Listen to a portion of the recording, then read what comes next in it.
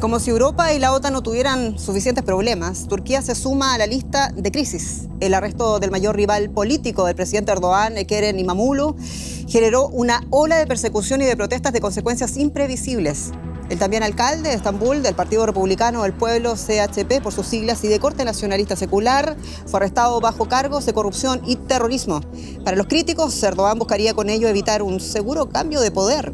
La crisis alerta a los socios europeos de la OTAN en pleno proceso de reconstrucción de su seguridad porque Turquía hoy posee el ejército más fuerte después de los Estados Unidos y porque es una pieza clave en cuestiones como Ucrania, Siria y la ola de refugiados hacia Europa. Por eso en esta edición de A Fondo nos preguntamos, Turquía, ¿golpe de Erdogan a la democracia?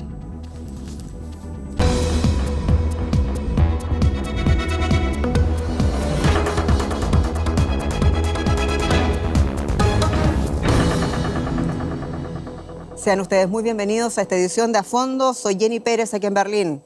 Nos acompañan hoy Azadeh Peşmen. Es periodista y cubre política exterior y política de seguridad, así como también el área de extremismo. Amir Valle, periodista y escritor cubano, experto en Oriente Medio y terrorismo internacional, parte del equipo de Deutsche Welle. Y desde Escocia nos acompaña Agustín Berea, académico de la Universidad Iberoamericana, experto en Asia y África y doctorante en Relaciones Internacionales por la Universidad de St. Andrews, en Reino Unido. ¿Está el futuro de la convulsa Turquía atado al futuro de la OTAN? Discuta con nosotros, siempre estamos contentos de recibir sus mensajes y sus sugerencias. Comenzamos inmediatamente y quiero comenzar con la colega turca Azadeh. Un gusto de tenerte en la mesa de A Fondo en primer lugar. Los críticos dicen que Erdogan cometió el error de su vida al haber arrestado a İmamoğlu. ¿Lo ves tú también así? Bueno, creo que por ahora es muy temprano para decirlo y para realmente decir si esto fue el mayor error o no. Esto, bueno, vamos a ver con tiempo por la reacción en las calles, pero también por la reacción de los actores internacionales como la Unión Europea y la OTAN también. Amir Valle, probablemente es muy temprano también para preguntarlo, pero me gusta un poquito ir adelantando las cosas. Entre todos los antecedentes de represión, como la del año 2013 en ese parque de Taksim Yezi, ¿logrará una vez más Erdogan aplacar la protesta social en las calles? Y si lo va a hacer, ¿a qué precio? Bueno, lo primero que hay que decir es que él va a apostar a ganar tiempo, porque él sabe que las protestas generalmente suelen apaciguarse cuando pase un tiempo determinado. Por esa razón, el líder ahora del partido, justamente de İmamoğlu, el que está preso, el líder de este partido está convocando a manifestaciones sostenidas a lo largo del tiempo. Habrá que esperar, es decir, es muy temprano, como decía ella también, es muy temprano para dar un veredicto, pero conociendo el antecedente de lo que tú decías, o sea, 2013, todo lo que pasó con el intento de golpe de Estado, la represión después del golpe de Estado de 2016 y todo lo que ha venido pasando en represión a periodistas, etcétera, a opositores, etcétera, en los últimos años para ampliarlo. Hay que darle a Erdogan, por lo menos hasta ahora, el beneficio de la duda, ¿no? A ver si resiste. Y todo esto considerando que Turquía no es un país cualquiera, Turquía es un aliado clave, decíamos al presentar este programa de la Unión Europea, y por eso vamos a ir con Agustín Berea, profesor. Decíamos, Turquía es un aliado clave para Europa y también para la Unión, para la OTAN, la Unión Transatlántica, en plena metamorfosis en su seguridad regional. Posee el segundo más grande ejército, ejerce además una gran influencia en la guerra de Ucrania, donde por un lado vende armamento a Kiev y por otro importa materias primas de Rusia. Se ha aliado ahora también con el gobierno interino de Siria. Aquí la pregunta para usted, ¿qué implicaciones regionales podría tener este golpe civil, como lo denominan los críticos? Pues creo que lo más importante aquí es que desde el punto de vista de Erdogan y de su partido, que es el AKP, ven este arresto y en general como la afronta a la oposición como parte de un gran juego de los movimientos de Islam político. Entonces, en este momento mi lectura y de algunos críticos es que realmente lo que está haciendo Erdogan es asegurarse que no vuelva a pasar lo que sucedió con Morsi en Egipto, y que no vuelvan a haber golpes de Estado. Bueno, ellos lo ven como un golpe de Estado que llegue a la oposición, pero en general es como, para Erdogan es como parte de un movimiento en pro del Islam político en la región. Ya, pero es un miembro muy importante de la Alianza Transatlántica. ¿Qué implicaciones regionales ve usted?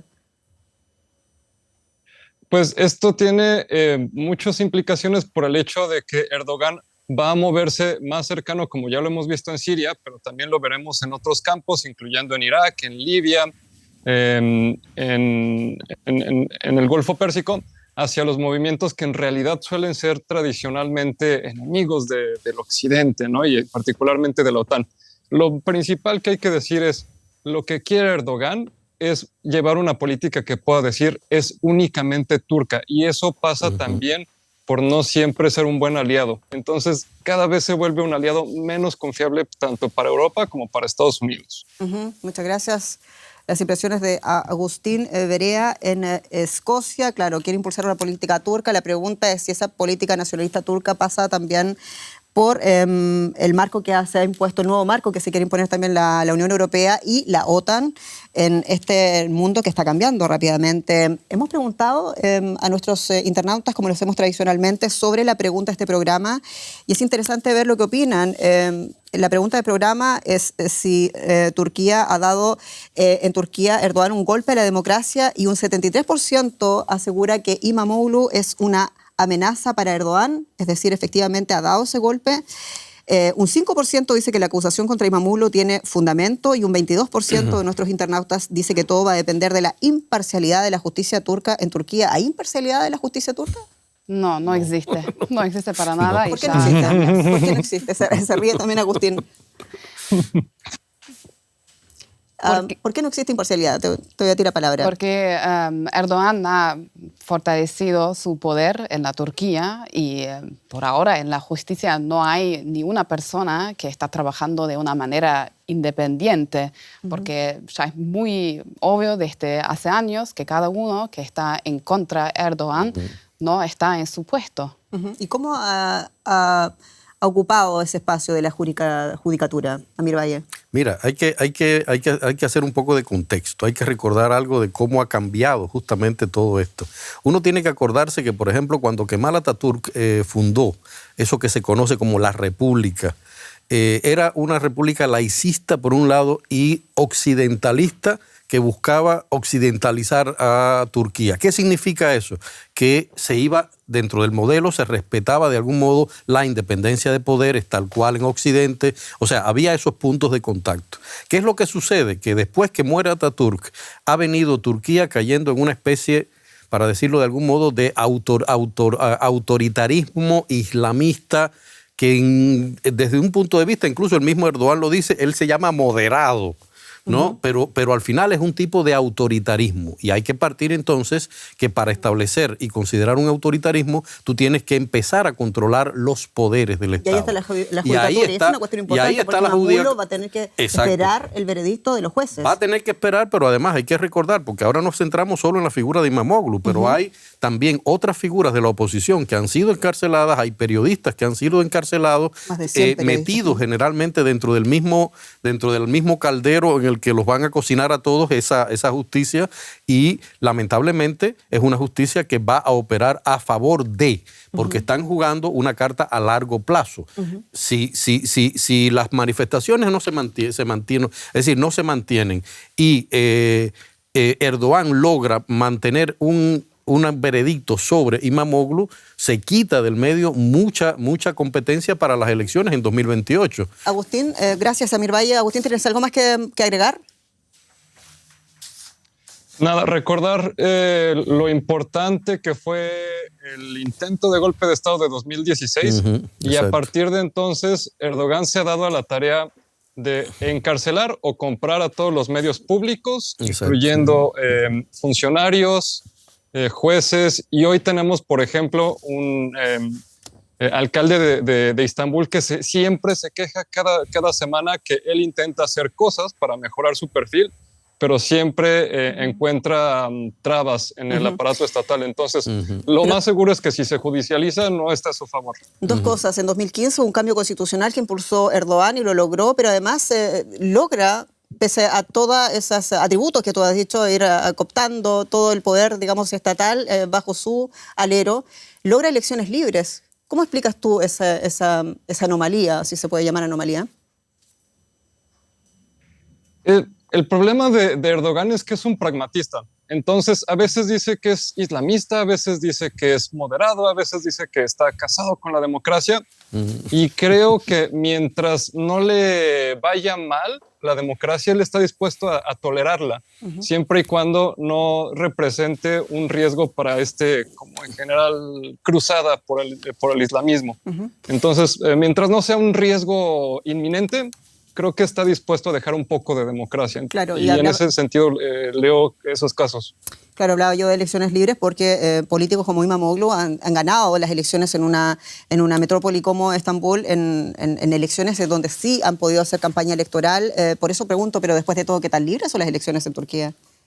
Creo que no están libres. Un ejemplo son las elecciones comunales del año pasado, en que después de algunos meses, o sea, las elecciones comunales fueron en marzo del año pasado, y ya en verano, en junio del año pasado, hubieron varios eventos en que los alcaldes y los coalcaldes, que fueron elegidos por el pueblo, se sacaron de sus puestos. Y esto es un proceso que está pasando hasta hoy. Y aparte, en una región en que la mayoría de las personas son kurdos que viven ahí, y es casi el mismo proceso que está pasando ahora con Imamoglu, pero lamentablemente el foco de los medios comerciales no están en esa parte del país, pero solamente están mostrando los protestos que están sucediendo en Estambul ahora. Nuestros internautas dicen que más del 70% dicen que Imamoglu es la amenaza para Erdogan, pero ¿qué intereses defiende Imamoglu, después de todo, con su Partido Republicano del Pueblo, así se llama, CHH por sus siglas, que es de corte nacionalista secular? Bueno, él claramente está defendiendo el secularismo, pero también hay que hablar sobre el fundador de ese partido, del CHP, que es Mustafa Kemal Atatürk, que no, claro, sí, también su posición era el secularismo, pero al mismo tiempo fue muy nacionalista. Fue uno de los arquitectos del genocidio en Dersim, por ejemplo, en 1937-38, en que mató el pueblo Zaza, kurdo y alevi. Así que hay muchos de esos ejemplos que muestran que, no hay muchas cosas progresistas, por lo menos si se ve las bases de ese partido. En la prensa alemana a veces se dice que ese partido socialdemócrata, incluso de izquierda, ¿estás de acuerdo con esas nomenclaturas? No mucho, para decir la verdad, porque para mí un socialdemócrata no puede ser nacionalista al mismo tiempo, pero justamente esa nomenclatura está implicando eso.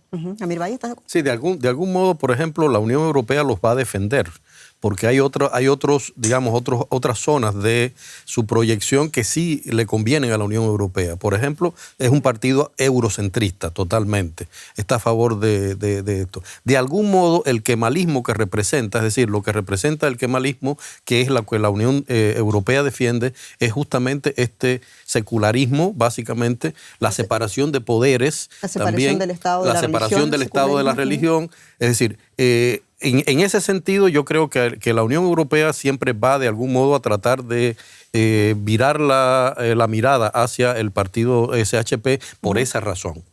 Estamos hablando del futuro inmediato de Turquía, porque la democracia de Turquía está en serio peligro. Eso denuncian los críticos de Erdogan, el presidente que tras los años y diversas crisis hoy parecen ser muchos más. Un hombre en el centro de las tensiones de Kerem Imamoglu. Para los críticos, la única esperanza contra la deriva autocrática de un presidente que aceleró en los últimos años la islamización de Turquía. Ekrem İmamoğlu se ha convertido en el mayor rival político del presidente turco. Después de graduarse en la universidad, pasó a trabajar en una empresa constructora familiar que sería expropiada. Con poco más de 40 años, es elegido alcalde de distrito y posteriormente de la ciudad de Estambul. İmamoğlu atrae tanto a personas laicas como a creyentes, los dos polos de la dividida sociedad turca. Ya en la cárcel fue nominado candidato a las presidenciales de 2028 por su partido, el nacionalista secular CHP, un gesto inequívoco. Imamoglu quiere ganar esas elecciones y destronar a Erdogan. También Erdogan inició su carrera política hace 2 décadas como alcalde en Estambul y, al igual que su rival Imamoglu, pasó por la cárcel. De alcalde cercano y comprometido con la gente, pasó a gobernar el país hace 20 años con un estilo cada vez más autoritario. La división de poderes es hoy una caricatura y la sociedad civil y la prensa están amordazadas. ¿Pretende Erdogan neutralizar a su mayor rival político con ayuda de la justicia? Seguimos hablando de la situación de Turquía y lo que significa para la OTAN. Hablamos, querida Azadeh, hablábamos recién de los intereses de Imamoglu, pero ¿qué intereses defiende Recep Tayyip Erdogan con su partido Justicia y Desarrollo, el AK, y también con toda la estructura que ha logrado construir en 2 décadas al mando? Bueno, él mismo ha dicho que quiere crear una generación religiosa y que eso justamente es la tarea del Estado. Y yo creo que esa frase ya define, su posición base de política. Y esto lo ha hecho, ya hablamos sobre la prensa, no hay una forma de expresión libre en la Turquía hoy en día, ni por la prensa o por grupos en la sociedad civil. Y su posición con la religión creo que es muy obvio. Te quiero pedir disculpas porque yo te había introducido como una colega turca. Tú eres realmente kurda y desde esa certeza, ¿qué opina o cómo ve la comunidad kurda a una persona como Erdogan, a una persona que ostenta de esa manera el poder en Turquía?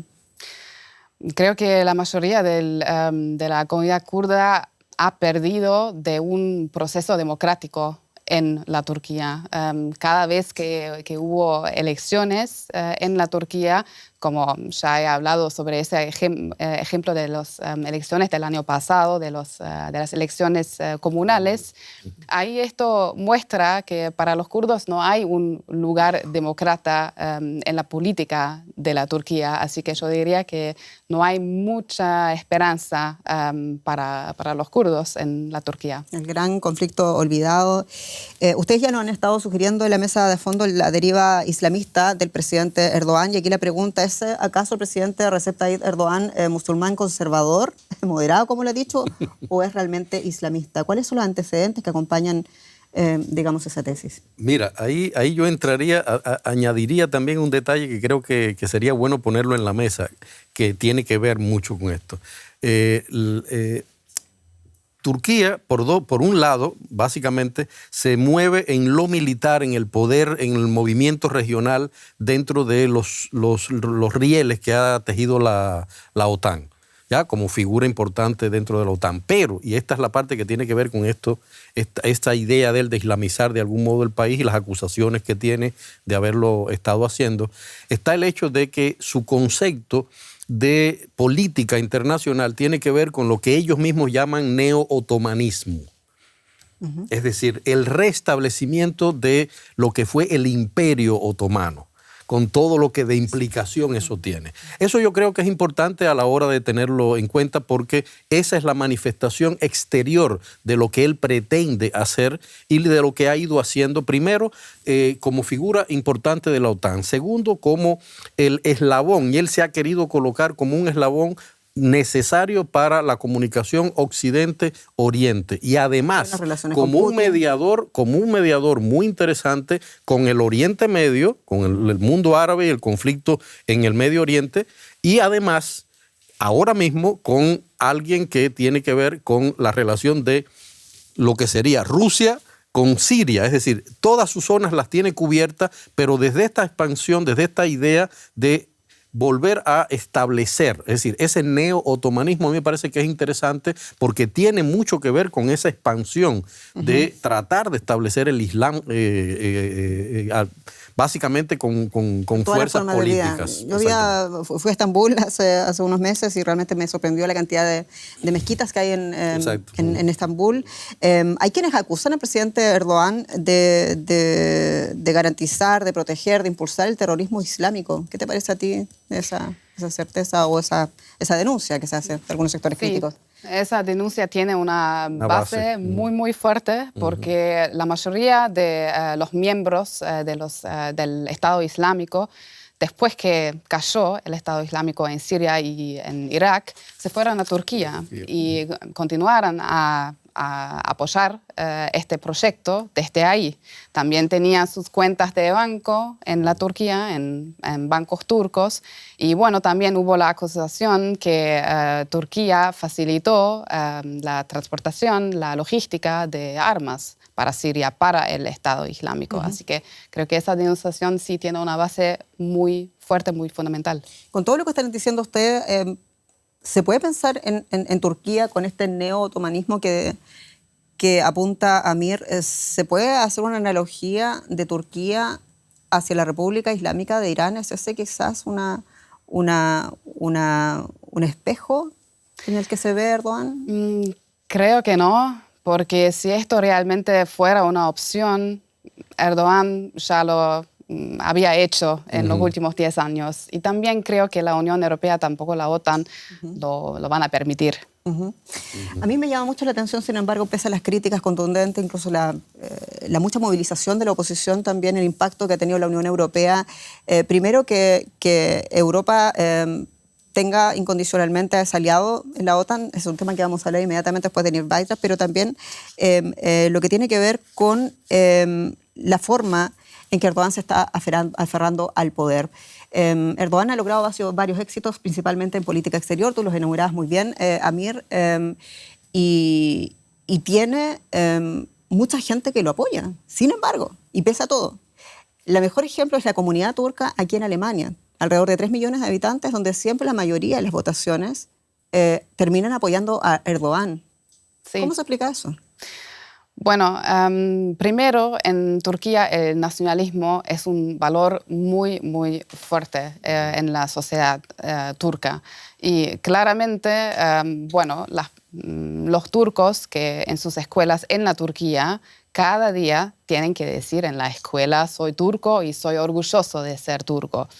Y si esas personas vienen a Alemania y sus hijos, la segunda o la tercera generación, también está, bueno...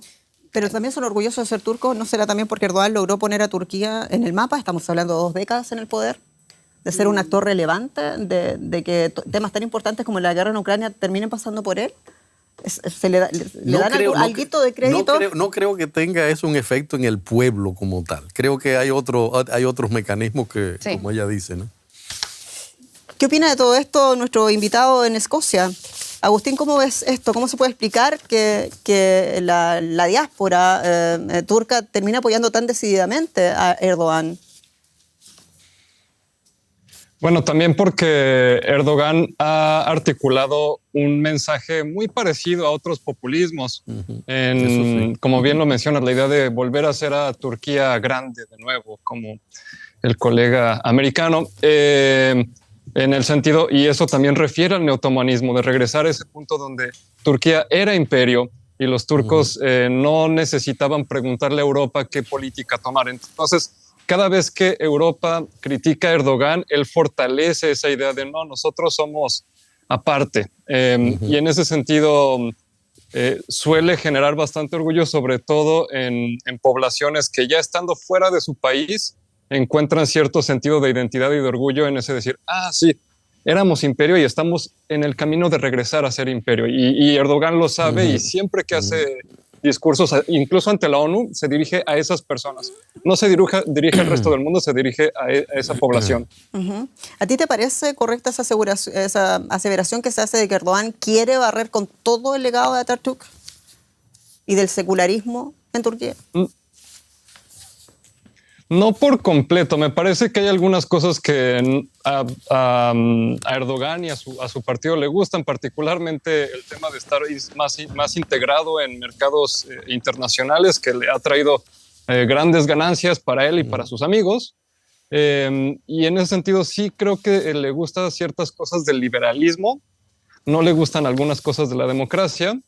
Y al mismo tiempo sí queda muy claro, y mientras más Europa se decante por el CHP y por Imamoglu, más Erdogan va a contrarrestar, digamos, con más fuerza en el otro lado más islamista y más neo-otomanista.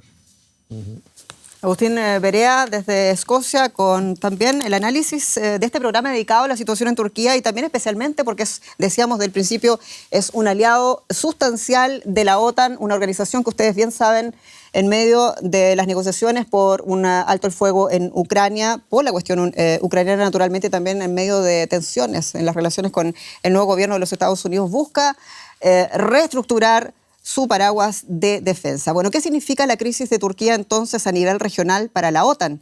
El presidente Erdogan es consciente de la nueva fuerza de importancia de su país, que desde hace tiempo se ha convertido además en un aliado, decíamos, indispensable para la alianza militar transatlántica y también para Europa. La pregunta es quién necesita más del otro, si Turquía a la OTAN o si la OTAN a Turquía. Maniobras de la OTAN en Rumania. En ellas participa Turquía, el segundo mayor ejército de la alianza. Solo Estados Unidos tiene más tropas. Turquía además tiene una próspera industria de defensa. Exporta a todo el mundo drones, blindados y sistemas bélicos. Y los soldados turcos cuentan con una amplia experiencia en combate. El presidente Erdogan amplía sistemáticamente su influencia en Oriente Medio.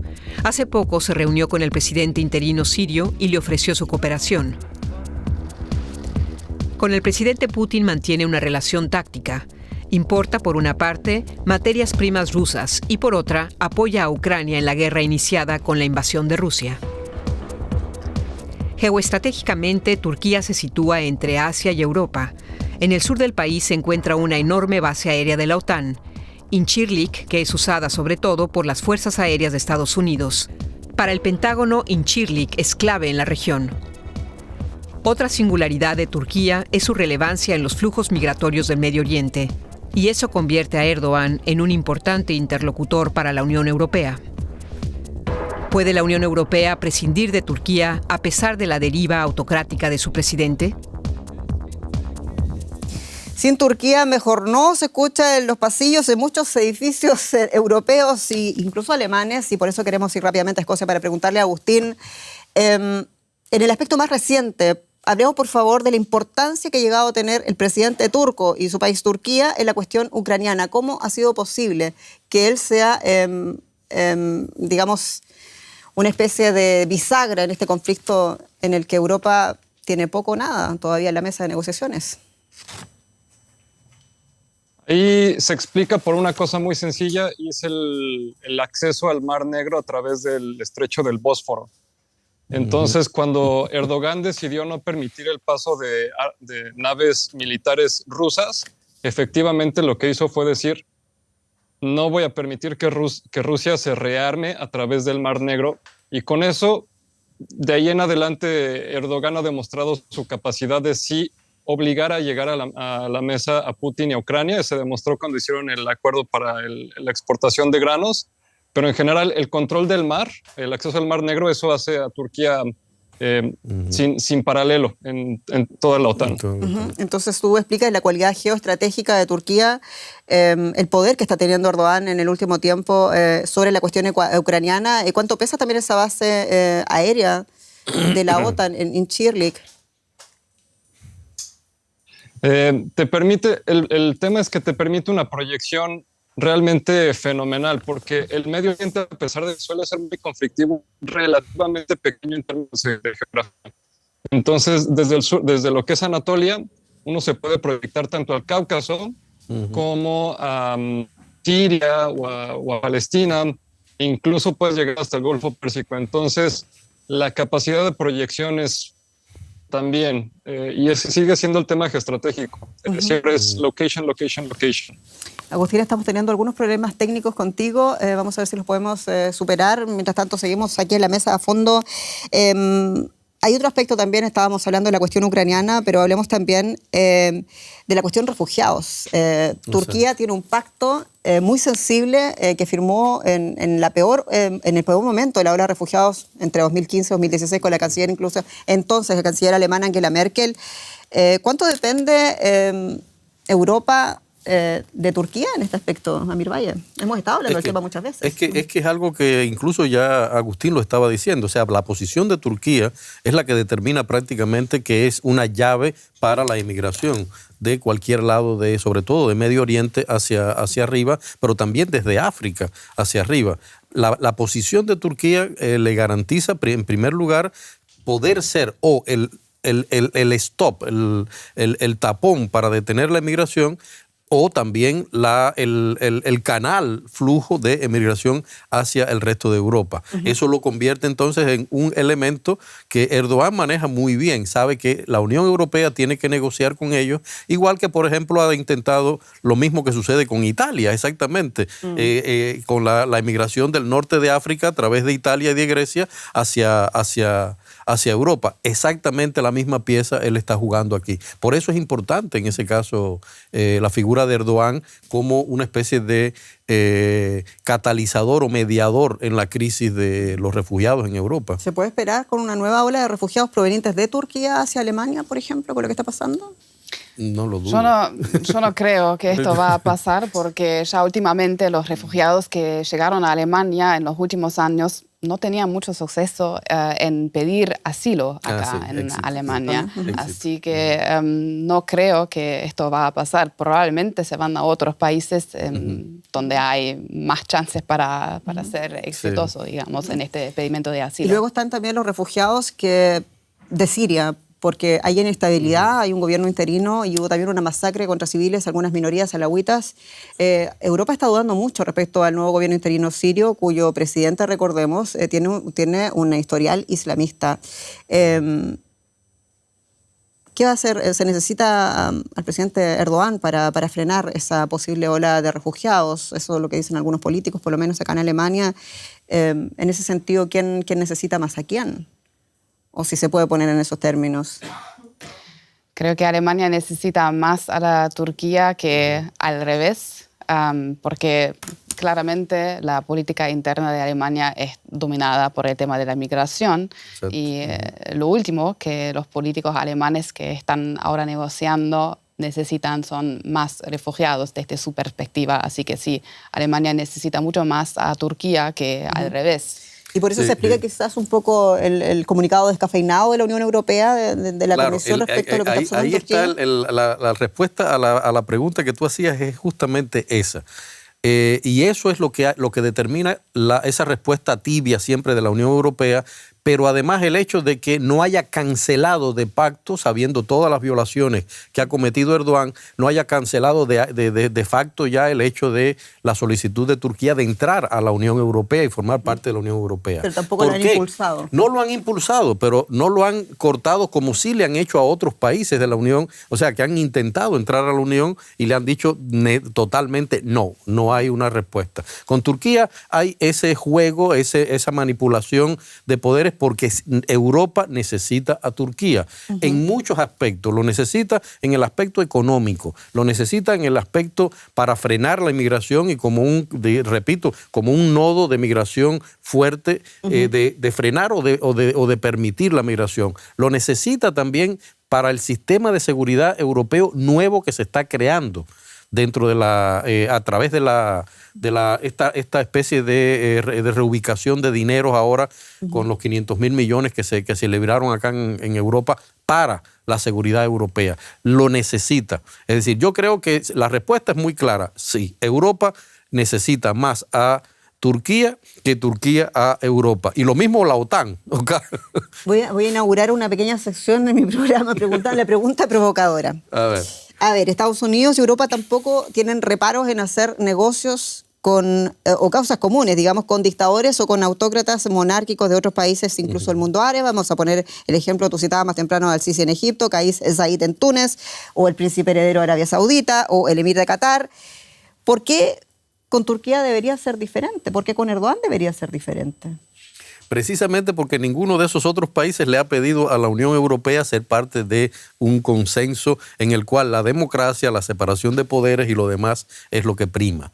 Es decir, ¿es lo que prima para Europa? Pregunto yo. Para Europa, supuestamente en el papel es lo que prima. Fíjate, en el papel prima esa diferencia de poderes, la democracia, etcétera, todo lo que Erdogan no ha hecho. Los otros sencillamente no les interesa porque primero no pueden formar parte, está claro, territorialmente, pero en el caso de Turquía, al estar justamente en el medio, él sí podría ser obtener muchos beneficios, sobre todo para la economía que tiene en crisis, con todos los problemas en crisis terribles que tiene Erdogan, que ese es un tema que, por cierto, no hemos ahondado.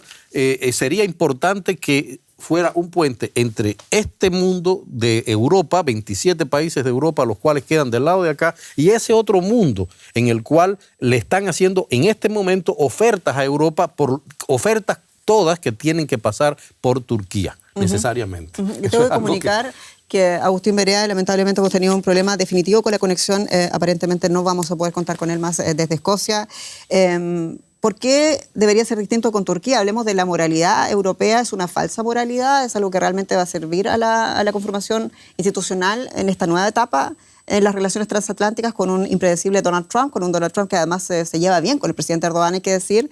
¿Qué significa eso en lo concreto? Bueno, preguntaste si es una falsa moralidad. Yo creo que sí, pero sí. Como el colega Amir ya ha dicho, que hay siempre una diferencia que se escribe en el papel y cuál es la realidad. Pero yo creo que Europa no va a reaccionar mucho. Claro, hubo un par de reacciones ahora tenemos que rescatar la democracia en la Turquía, pero la Turquía ya hace muchos años no es una democracia. O sea, lo voy a poner en otros términos, o sea, una cosa es la moralidad, pero otra cosa también es el pragmatismo, la realpolitik que ha impulsado el eje franco-alemán durante la constitución de la Unión Europea. Turquía no se sabe realmente cuáles son los intereses que está defendiendo el presidente Erdogan. Ustedes decían más temprano, es un interés propio nacional, pero cuando uno mira también en política exterior, el presidente de Turquía no va necesariamente en el mismo reel o en la misma onda que lo hacen los europeos. No va, y hay que tener también en cuenta un detalle muy curioso. Es decir, que ahora me acabo de acordar ahora mismo. El hecho de que, por ejemplo, Erdogan, desde el punto de vista económico, aunque la fórmula de la Unión Europea le conviene mucho, Erdogan está buscando, por ejemplo, una cercanía y pidió incluso ser parte del miembro del grupo de los BRICS. Es decir, eso es importante también. Es decir, él está tratando... Lo que decía Agustín al inicio a mí me parece muy interesante y creo que es una ficha que hay que manejar mucho aquí, y es el hecho de que ellos quieren tratar de hacer... dentro de ese neo-otomanismo del que yo hablaba, ellos están tratando de hacer Turquía great again, ¿no? De nuevo, esa es la idea a lo Donald Trump y a lo Vladimir Putin, ¿no? Hacer de nuevo ese imperio ruso completo. Eso significa independencia del resto de los poderes. Eso significa que tratar de que el resto de los poderes en el mundo, geoestratégicamente, geopolíticamente, tengan que ver con Turquía. Esa es la parte fundamental y creo que a eso está jugando Erdogan, porque desde un punto de vista del discurso y del nacionalismo que existe en Turquía, eso le garantiza a él una mayor estancia en el poder. Y por esa razón él también atenta contra cualquier elemento. No va a ser Imamoglu, hoy es Imamoglu. Sí.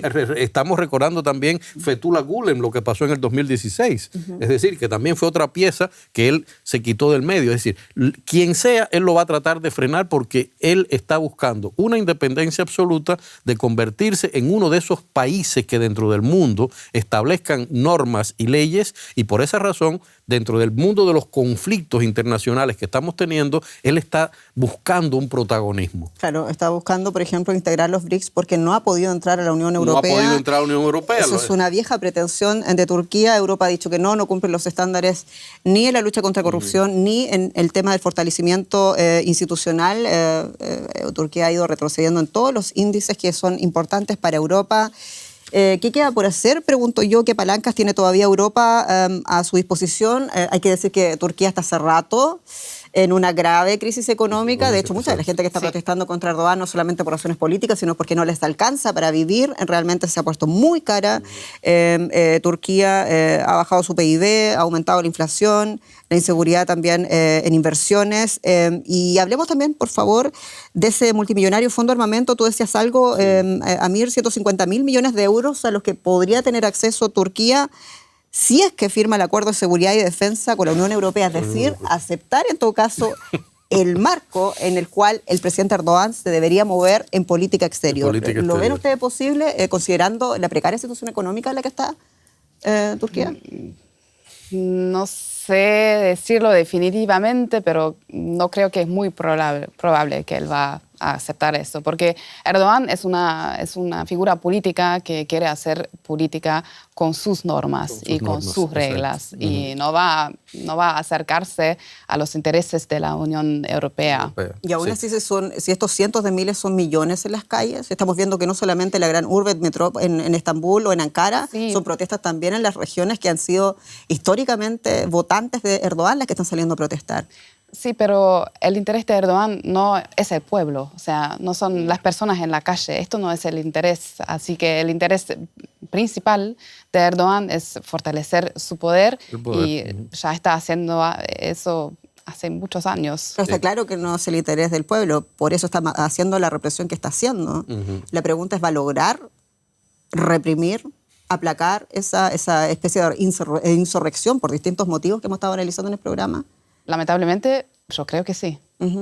Sí, yo creo que sí también, sobre todo porque él tiene el control de todas las instituciones, incluidas las instituciones represivas. Esa es una ficha que es bastante fuerte. Sobre lo que tú decías ahorita, creo que también deberíamos agregar algo que es interesante.